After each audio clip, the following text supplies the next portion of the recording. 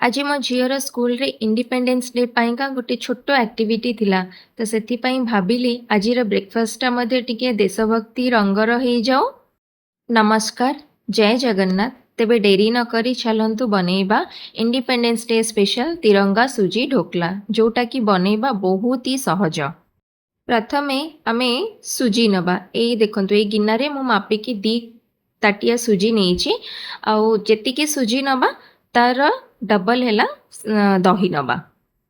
तापरे सुजी दही पानी आ अल्प लुण नहीं ताको भल भाव मिक्स करी टिके फुलिया पई रखिदबा।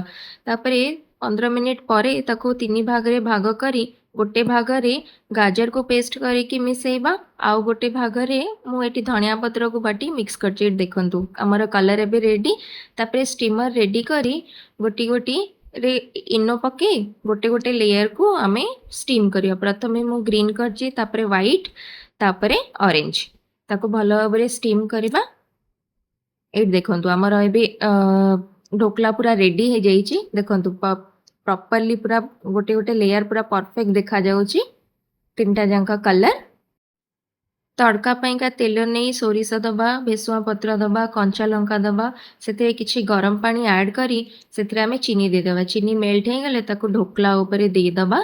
बस एबे हमर तिरंगा ढोकला रेडी हो गला। ताको मु ग्रीन चटनी सहित सर्व करिछि।